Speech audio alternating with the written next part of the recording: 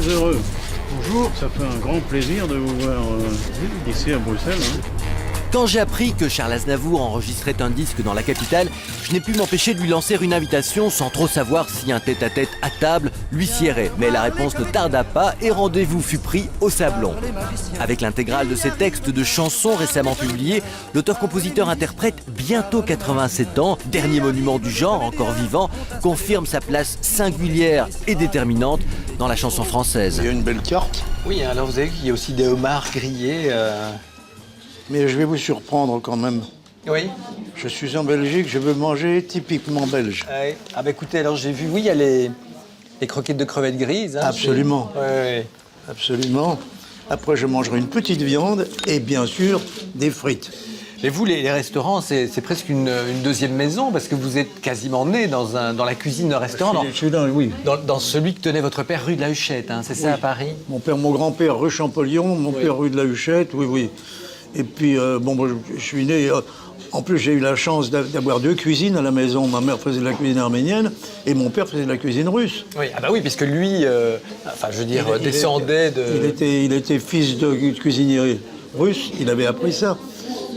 Plus la cuisine française, donc j'ai débuté dans la vie avec 3 cuisines. Ah oui, c'est génial. C'est débuté avec 3 cultures. Et en fait, je suis né avec 3 cultures. C'était un restaurant qui était plein, qui marchait bien, mais il était trop généreux, votre père. Donc les musiciens qui venaient jouer mangeaient gratuitement, les vieux aristos fauchés aussi. Les étudiants arméniens qui venaient surtout d'Abyssinie et autres, quand ils ne recevaient plus leur argent, on les nourrissait gratuitement. Bon, ils étaient comme ça. Et puis c'est merveilleux d'avoir une famille. On était très bohème finalement, très très bohème. Et puis porte ouverte, jour et nuit. Bon, j'en ai gardé beaucoup de souvenirs d'une part, et puis j'en ai gardé une bonne partie, mais pas vraiment totalement comme mes parents. Mes portes ne sont pas vraiment ouvertes. Je vous écoute. Vous avez choisi? Oui, absolument, alors. Moi, c'est tout trouvé. Nous avons parlé de croquettes, des croquettes. Ensuite, je voulais une viande pas trop grande. Oui. Parce que quand elle est grande, ça me coupe l'appétit. Oui. Avec bien sûr des frites. D'accord. Et même un peu de mayonnaise avec mes frites. Ça va. Et vous vouliez un peu de truffe, je pense, sur la viande, Oui, c'est pas ça? Oui, parce que on est en pleine époque de truffes, mais très peu de truffes. Faut pas exagérer, juste pour avoir le goût. Et alors, s'il y a une petite sauce dessus, je suis preneur. D'accord. Voilà, le tout arrosé d'une bière. Moi, je vais prendre le carpaccio en entrée. Là, Oui. Vous l'avez vu, hein, voilà. Le noix de Carpaccio Saint-Jacques oui. à la truffe noire. Et alors, je vais prendre comme plat, j'ai vu le cabillaud royal, avec risotto. à la truffe. Et alors, moi, je vais prendre du vin. Du quand vin. même. Donc, je pense que vous avez un Minervois. Un Minervois, le Saint-Jacques d'Alba, qui est très bon et qui s'accorde très bien. Merci. Merci. Mais alors, oui, vous me disiez parents très bohèmes, mais c'est vrai que j'ai l'impression qu'à chaque fois qu'il y avait un problème, on déménageait parce que ce restaurant qui marchait bien, mais qui lui rapportait pas beaucoup parce qu'il donnait trop. Oui. Ben voilà, à un moment il l'a fermé, il a déménagé, il a été ouvrir un restaurant, un bistrot. C'est ce qui a un petit peu façonné ma vie parce qu'il a déménagé, il a pris une gérance rue du Cardinal Lemoine et en face de la gérance, il y avait une école qui s'appelait l'école du spectacle. Et je suis rentré à l'école du spectacle, non pas pour le spectacle, mais parce qu'on y faisait les mêmes études que dans les autres écoles, mais c'est en face, il y avait la rue à traverser. Ah oui, donc voilà, c'était déjà... Alors, ce qu'il y avait de particulier dans cette école du spectacle, c'est que des metteurs en scène de théâtre, à l'époque c'était surtout le théâtre, venaient et cherchaient des jeunes garçons et des jeunes filles, c'était mixte, pour des rôles. Donc les autres étaient des enfants déjà promus à ce métier artistique, nous pas. Bien que mon père était chanteur et ma mère comédienne, on ne pensait pas à ça. Donc vous n'imaginiez pas, malgré l'ascendance? On n'y pensait pas, exactement. Et puis ce qui s'est passé, c'est qu'on a... Je crois que c'est le premier jour, on nous a mis dans le préau, en ligne, et un metteur en scène est venu poser des questions à chacun. Moi, m'ont posé la question, elle dit, est-ce que vous pouvez prendre un accent d'Afrique du Nord? J'ai dit, moi, je prends l'accent que vous voudrez.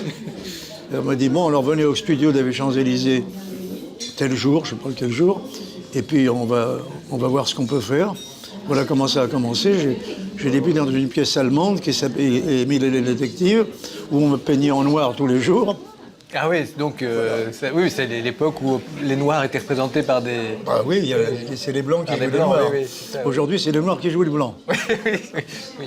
C'est vrai. Oui, c'est comme ça que les choses ont commencé. C'est comme ça que ça a commencé.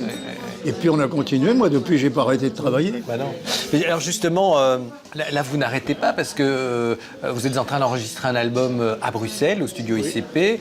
Par ailleurs, les 25 et 26 mars, vous serez à Bruxelles en concert, puis à Anvers. Enfin bon, il y a des tas de choses. Est-ce que pour vous, vous continuez parce que si vous arrêtez, vous mourrez, comme beaucoup de gens disent, en fait, c'est une espèce de fuite en avant, parce que vous avez besoin de l'amour du public ou parce que votre femme n'a pas envie de vous avoir dans ses pieds et que donc il faut aller sur les routes et, qu'est-ce qui vous donne envie encore de... Parce que, en fait, je ne peux pas arrêter, moi.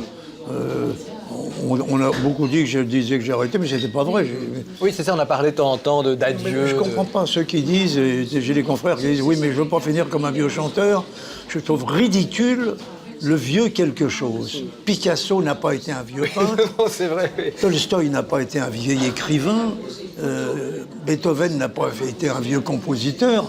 Pourquoi il y aurait des vieux chanteurs? C'est ridicule. C'est-à-dire, on va au bout de ce qu'on peut faire en étant honnête, c'est-à-dire en s'arrêtant s'il faut s'arrêter, mais tant qu'on peut continuer, tant que l'on donne au public quelque chose qu'il attend ou qu'il accepte, il faut le faire. Je n'arrêterai pas d'être en activité.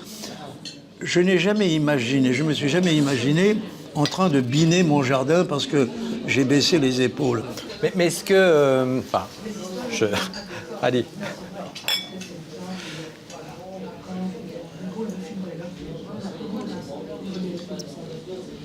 Alors je me régale parce que je ne commence à enregistrer que demain. Ah oui. Et le jour où j'en suis, pas de bière, pas de vin, ah non, rien. Tiens, à propos de vin, petite parenthèse, il paraît que votre cave à vin a plus de valeur que beaucoup de coffres suisses. Je parle pas en argent, mais je veux dire, je pense que vous avez de très très bons crus dans votre cave. Oui, mais elle n'est pas énorme, ma cave. C'est mon impresario qui a la plus grande cave. Je crois qu'il a 12 000 bouteilles. Ah oui, et vous? Peut-être même 14 000. Oh non, moi, ça doit s'arrêter à 3 000 bouteilles, quoi. Mais il y a un peu de tout. Je ramène... Bon, il y a des portos, il y a des choses que j'aime bien, mais il y a pas... Quand il y a du monde, il y a des gens qui viennent à la maison, je leur demande ce qu'ils veulent boire. Je leur impose pas ce qu'ils vont boire. Alors j'ai beaucoup de champagne, beaucoup de vin, mais de bouteilles de vin, je dois en avoir 1 millier, quoi, voilà. Emmenez-moi au bout de la terre, emmenez-moi au pays des merveilles. Il me semble que la misère serait moins pénible au soleil. Là, vous avez sorti il y a quelques mois l'intégrale. Donc, enfin, vous avez sorti beaucoup d'intégrales dans votre vie, mais je veux dire, enfin, de disques, mais là, c'est un livre. C'est reprend Il n'y a qu'une intégrale qu'il n'y a pas, c'est la nudité. Mais à part ça, il y a des intégrales. Ah, pourtant, vous l'avez chanté, mais donc, avec tous vos textes de chansons, est-ce que c'est parce que vous qui êtes non seulement auteur, mais compositeur et éditeur, mais vous pensez, voilà, que les mots peuvent finalement se lire comme de la poésie et... Si une chanson, enfin, à partir d'une certaine époque pour moi, hein, mais si une chanson ne peut pas être dite comme en scène, pas comme une poésie, mais comme un acteur, parce que moi, ce sont des comme un livret. C'est des scènes de la vie, mes films. Alors pour moi, ça n'est pas, c'est pas, je dis bien pour moi, pour le chanteur que je suis, ça n'est pas une bonne chanson. C'est vrai que vous n'avez jamais eu peur de dire les mots, et même si au début de votre carrière, ça ne vous a pas forcément servi auprès des critiques. Ou, par exemple, je sais plus si la chanson c'était Après l'amour ou... Après l'amour. Voilà. Alors on disait, mais enfin, alors que vous décriviez un peu, voilà, les corps, les draps, et on disait, mais enfin, tu ne te rends pas compte. J'ai été non pas interdit, mais il fallait pas me passer les disques. C'est curieux, hein. Fallait pas, c'était pas bien. Voilà. Oh là là, il y a des choses en plus alors. Oui. Alors, on vous propose une petite mise en bouche. Alors, des petits sushis et du foie gras enrobé dans du sésame avec un petit coulis d'oignons rouges. Voici. Parfait. Bonne dégustation. Merci beaucoup. Et vous n'avez jamais eu peur de ça? Vous n'êtes pas dit, tiens, on va pas passer à la radio, on va... Non. Mais non, mais si on commence à s'inquiéter, parce que la chanson est trop longue, elle ne passera pas à la radio, il ne faut pas dire ceci parce que ça sera censuré, alors on n'écrit plus. Il ne faut pas exagérer. Moi, j'écris d'abord, je pense ensuite. Je pense d'abord à ce que j'écris, mais pour le reste, je pense ensuite. Je veux pas être bridé Mes chansons j'ai des chansons qui sont là depuis plus de 60 ans. Je les chante encore et elles sont toujours chantées. Bon, si j'avais pas fait ce que j'ai fait, elles ne seraient pas là, ces chansons. Elles auraient disparu. Voilà, parce qu'elles auraient été Le banales. nombre de chansons qui ont disparu dans le monde et de bonnes chansons souvent. Pourquoi? Parce qu'ils n'ont pas été assez loin. Et quand on va loin, on dépasse son époque. On franchit la barrière entre son époque et l'époque d'après. On n'est pas des inventeurs, c'est parce qu'on voit bien venir les choses. Et puis, le résultat, c'est qu'il y a certaines de vos chansons qui ont connu un succès, mais vraiment le gros succès, beaucoup plus tard. J'ai l'impression qu'une chanson comme Emmenez-moi...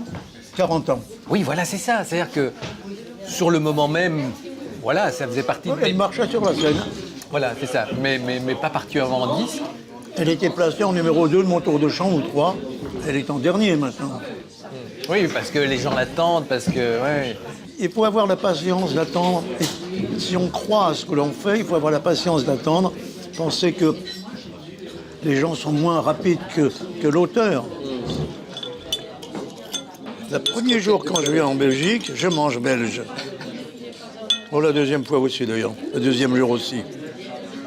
Qu'est-ce qui vous a attiré vers la scène en tant que chanteur? Parce que vous avez eu parallèlement, et il a peut-être mieux marché au début d'ailleurs, une carrière de comédien.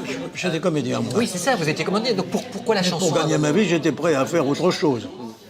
Je suis entré dans une revue. Dans la revue, il fallait danser, habillé en fille. On a retrouvé une photo par hasard. Et avec le ballet, c'était en 1935, j'avais donc 11 ans. Et je chantais.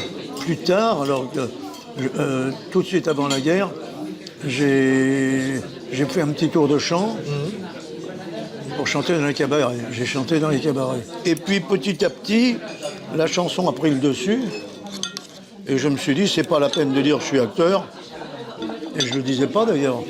C'est Mocky qui un jour est venu me voir en me disant, est-ce que si on vous demande de faire un film sans chanter, vous l'accepterez? J'ai dit, mais avec plaisir. Mais lui, il pensait que je ne savais pas du tout. Vous commencez, voilà, la chanson, au début c'est un peu compliqué, le public commence à y croire, mais la critique est dure avec vous. Barclay vous signe au milieu des années 50, je pense. Il me signe en me payant cher pour me signer, car je le connaissais depuis longtemps, et il ne m'avait jamais engagé avant. C'est-à-dire que tout se faisait avec un délai. Tout était comme ça. Mais déjà au départ, je n'avais pas un producteur qui voulait me produire. Alors j'ai monté une société, je me suis produit moi-même. Ouais, j'ai horreur de produire quoi que ce soit. C'est pas mon truc. Mon truc, ce n'est pas de se dire je vais faire 4 sous de plus ici. Mais il fallait le faire parce que personne ne voulait le faire, quoi. Je suis parti à l'étranger, j'ai payé mes voyages, j'ai loué mes salles à l'étranger. Ma première prestation aux États-Unis, c'est moi qui ai payé la salle, qui ai été le faire. Oui, vous n'hésitiez pas à hypothéquer votre maison à un moment, je ne sais plus pour quelle tournée, ou parce que voilà. J'étais capable de tout. Je crois que même encore. Mais ce qui est dingue, c'est que cette chanson, je me voyais déjà que tout le monde connaît, en fait, elle est vraiment... Elle est belge. Oui, elle était. J'ai trouvé l'idée ici. Sur la place de Beaucaire, il y avait une boîte, je ne me souviens plus du nom de la boîte. On est rentré avec Franz Jacob, le fameux Franz, ami aussi de Brel, qui était un ami, son partenaire. Il devait être 2h du matin, on a fait déjà pas mal, je dirais pas de boîtes, mais de bouteilles. Hein. On buvait bien. On n'était pas nombreux dans la salle, on devait être 8 ou 9. Et un jeune garçon était en scène, habillé en bleu pétrole, qui était la couleur que portait Guettari. Et il a fait son tour de chant en regardant cette table où nous étions, en se disant, lui, me montrant moi, il va voir le talent que j'ai et il va m'aider en sortant. J'ai trouvé l'homme pathétique parce que il n'y avait rien. Mais c'est pathétique. Et j'ai donc écrit une chanson pathétique. Et au moment de la mettre en musique, je n'ai pas voulu mettre une musique pathétique. J'ai pensé à Trenet. Quand il a écrit « Je chante », il a mis une musique gaie. Entraînante, joyeuse, qui faisait que les gens ne se rendaient pas compte tout de suite du sens des paroles. Le drame qu'il y avait. Bon. Et je crois que le succès du J'aime voyager, c'est ça. C'est ça, mêlé à une chose que les gens ont cru aussi que je racontais ma vie. Oui, mais et au fait que de nouveau, avec un acharnement, une foi, une volonté, je ne sais pas, je pense que c'était en 1960 à l'Alhambra, enfin je ne sais plus exactement l'année. Je crois que c'est 57. Oui. 57, enfin bon, c'était. Vous pensiez que le public était venu en gros pour assister à votre chute, enfin bon. Mais et cette chanson, vous en avez fait une pièce de théâtre, si je puis dire, et qui fait que voilà, au final, cette chanson-là a fait lever les gens dans la salle, alors que vous. Qui n'avaient pas applaudi, presque pas applaudi pendant les 6 premières. C'était la 7e. Oui, et ça pouvait être le tombé de rideau. Enfin, c'était. C'est-à-dire que là, si j'avais pas eu cette réaction, j'arrêtais. Vous arrêtiez le métier Pas exactement. Je serais devenu impresario. Ah oui, c'est vrai. Oui. J'ai très envie parfois de prendre quelqu'un et de le former. Surtout certaines filles qui font pas ce qu'elles devraient faire. Les garçons se débrouillent mieux. Ils sont plus scéniques que les femmes. Alors j'ai fait ça avec Liza Minnelli, bien sûr. Ça a été bénéfique parce que ça lui a changé son point de vue sur la manière de chanter. Vous l'avez mis dans une voix qui lui ressemblait vraiment, alors que jusque-là, elle était... Je lui ai dit que la chanson française était la seule chanson qui pouvait lui donner une dimension différente. Alors, la chanson française ou la chanson qui ressemble à la chanson française, avec un vrai sujet dedans, car vous prenez les sujets américains ou anglais, il n'y a pas grand-chose dedans. Il y a des jolies phrases, il y a une très belle musique, une belle orchestration, il y a les chanteurs qui chantent bien. Mais entre Yesterday, je prends une grande chanson, et la chanson de Ferrer, en ce temps-là, il y a un monde, il y a un monde d'écriture.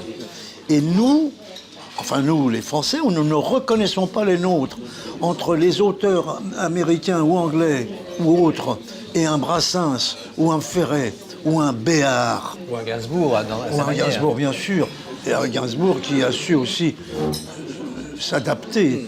Et Béard, qu'est-ce qu'il y a encore ? Il y en a beaucoup, j'oublie. Nougaro, nous avons en France un potentiel extraordinaire et on va chercher ailleurs ce qu'on ne trouvera pas. Pourquoi faire ? Pour faire une carrière là-bas. Je trouve que les jeunes gens qui s'attellent à écrire en anglais en France, quand ils savent déjà pas écrire le français, je trouve ça ridicule. You are the one for me, for me, for me, formidable. You are my love, very, very, very, véritable. Mais est-ce qu'il y a un moment où vous vous êtes dit, tiens, je suis devenu, je ne vais pas dire un classique, mais ça va, ça y est, j'aurai toujours mon public, je dois plus trop m'inquiéter. Non, il faut se révolutionner. Non, mais il ne faut pas s'endormir sur son laurier. Non, bien sûr, mais vous avez été un peu rassuré en vous disant, bon, ça va maintenant. Le public, il était déjà là, mais en plus, maintenant, la critique est venue vers moi. Ça date de quand? Je pense pas comme ça. Je continue à écrire des chansons où je me dis, ils ne vont pas accepter ça du premier coup. Encore maintenant, vous dites ça? Je viens d'écrire une chanson sur la Shoah. Bon. Pour votre nouvel album que vous enregistrez à Bruxelles. Oui, là, il y a la Shoah dedans. C'est important. C'est important. Il y a cette phrase merveilleuse de Pierre Bloch. J'avais écrit Ils sont tombés. Sur l'Arménie, enfin. Il a écouté toute la chanson jusqu'au bout. Et à la fin, il m'a dit Salaud, je croyais que tu avais écrit ça pour nous. La chanson ressemblait tellement aussi à leur problème que je m'étais dit après, il faut que j'écrive une chanson sur eux, sur les Juifs, sur la Shoah. C'est une chose importante, il faut le faire. Et on n'écrit pas une chanson parce qu'on veut l'écrire, on a une chanson quand elle a mûri suffisamment pour pouvoir dire les choses. Ouais. Mais fort, en peu de mots. Mais donc c'est vrai, il n'y a pas un moment où vous êtes rassuré un peu vous-même quant à... Parce que vous le dites dans un de vos livres, pendant tout un temps, pendant assez longtemps, je me préoccupais quand même beaucoup de ce que les autres pensaient de moi. Voilà, c'est que vous étiez quand même dans l'angoisse. Elle est présente chez les artistes, toujours. Et s'il n'y a pas de raison d'angoisse, ils la trouveront, la raison. Ouais. Cette nuit, j'ai pas dormi uniquement parce qu'on va enregistrer. Il y a une ligne qui me plaît moins que les autres à la fin d'une chanson. Enfin, c'est pas pour des questions métaphysiques, quoi. C'est pour le travail, c'est pas... Souvent, c'est ça, ou mes enfants. Oui. Mais vos enfants... Alors justement, dans cette vie qu'on sait, voilà, faite de lumière, de groupies, de fans, la famille, ça a toujours été important pour vous? Je suis arrivé à un moment donné où je refusais de travailler les jours de fête, Ah oui. qui sont les jours où on gagne le plus. Noël, jour de l'an, ça, je disais non. J'ai accepté une fois quand ils ont dit amener toute la famille. C'était dans la montagne, à Bad de Stein. Là oui, mais sinon je ne travaillais pas. La semaine dernière, j'étais ici avec un de mes fils. Oui. C'était Ma fille chante avec moi dans le spectacle. tout à fait, oui, qui vous accompagne sur scène depuis longtemps. Oui. C'est un alibi. L'autre, on est parti plusieurs fois en voyage ensemble avec lui et sa femme, que j'aime beaucoup en plus. On a fait des voyages, on a visité la Thaïlande, mais pas les plages. Oui, non, On a visité, on a traversé la Thaïlande en voiture, on a visité le Cambodge, le Japon. Chacun dans ce qu'il aime. Et est-ce que c'est quand même facile de se dire, bon, allez, il faut que je les surprenne encore, je parle du public. Vous qui, ces dernières années encore, avez fait des tas de choses différentes. Vous avez fait des disques à Cuba, vous avez fait des grands orchestres américains, vous avez... Enfin, donc, est-ce qu'à chaque fois on se dit, tiens, qu'est-ce que je vais trouver pour les Je surprendre? fais des spectacles dont on ne parle jamais. J'ai fait la place Saint-Marc il y a quelques mois. Avec Berlusconi? Non, mais ça c'était après, ça c'était 2 jours après. Mais la place Saint-Marc, il n'y a pas de Français qui font ça. Personne ne fait ça. Ça m'amuse beaucoup de faire ce que les autres ne font pas. Ça, je l'avoue. C'est ma petite fierté, elle est là. Alors, c'est peut-être un ego, c'est pas grave. C'est un défaut peut-être, mais c'est un défaut anodin. Oui, non, et puis ça fait plaisir, Mais quoi. je viens de dire, moi j'ai fait ça. En Italie, il y a cette anecdote avec Berlusconi qui a déclaré que finalement il chantait mieux que vous. Enfin, je sais plus ce qu'il a dit. Il était là le soir. Je le connais depuis très longtemps. Je l'ai connu avant qu'il fasse de la politique. N'oublions pas quand même ce qu'on ne sait pas de lui, c'était qu'il était piano-bar sur des bateaux. Quand même. Une belle réussite. Et on s'entendait très bien parce qu'on aimait les mêmes choses. Il connaît tout René, qui joue au piano et qui chante. Là, il m'a avoué qu'il avait fait la connaissance de l'œuvre de Ulmer. J'étais très surpris. Et donc, est-ce que ça veut dire que vous excusez des choses qu'il a pu dire voilà, il n'a pas toujours été très... Je n'excuse rien, je n'y prête pas attention. C'est pas pareil. Je ne peux pas me permettre d'excuser des choses comme ça. Mais j'y prête pas attention. Et je n'en parle pas. Mais ça veut dire que, voilà, si ça ne vous dérange pas de le revoir comme vous l'avez vu en Italie, vous ne vous dites pas, tiens, mais c'est lui qui est poursuivi pour Pas du tout. pour ça, voilà, c'est... Il me prend dans ses bras, je ne vais pas lui dire va-t'en, ça ne fout pas, ça. Non, mais c'est vrai que quand vous dites je fais ce que les autres ne font pas, c'est vrai que vous êtes vraiment toujours internationalement extrêmement aimé. Qu'est-ce que vous aimeriez encore faire que vous n'avez pas encore fait? Ce qu'il y a dans cette carrière longue Je sais. Ah non, moi, ce que j'aimerais avoir, c'est une émission de télé. C'est vrai? Présenter une émission de télé? Non, pas présenter. Produire? La produire, oui. La produire pour amener la chanson française là où elle doit revenir. Ce que Sevran faisait ou non? Non, il pose très bien. Non, mais moi, c'est plutôt parler des œuvres de nos auteurs et compositeurs. Et depuis longtemps, hein, ça vient de loin. On remonterait à Xenroff, par exemple. Et puis, il y a des poètes qui ont écrit des chansons formidables. Mais vous pourriez produire une émission de télévision, j'imagine, non? Mais ils ne sont pas prêts pour ça. Non. Ils ne sont pas prêts. Ils veulent de la Starac, quoi. Ils veulent de la nouvelle C'est star. ça. Ils veulent des choses où la jeunesse vient immédiatement entendre. Mais la jeunesse, elle écoute des inepties. Non, la Starac, c'était une bonne émission de variété, il ne faut pas dire le contraire. Mais qu'est-ce qui se passait? Ils chantaient leurs inepties pendant tout le début. Chacune chantait sa chanson d'amour à la con. Et à la fin, quand il fallait faire des duos et tout, ils revenaient toujours aux anciennes chansons. Alors, ça veut dire quoi, ça? Bah oui. Ça veut dire que ces chansons-là ne tenaient pas. C'est encore les chansons des anciens, que reste-t-il dans nos amours, et maintenant, etc. Ça, qui faisaient les succès des duos, des trios et des chansons en groupe.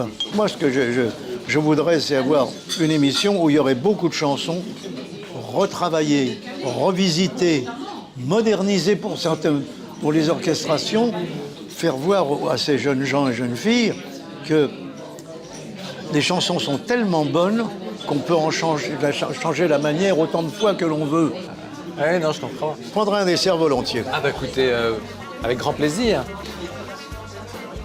Monsieur Ernst, vous aimerez un petit dessert? Oui, je vais vous apporter la carte. Vous êtes bien français quand même, hein? Pourquoi? Parce que un petit dessert, un petit café, Ah oui, oui.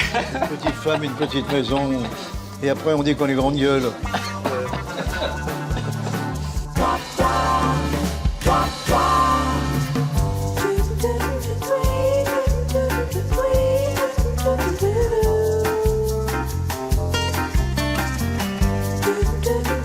Pour une cuisine al dente, rendez-vous chez Krefel.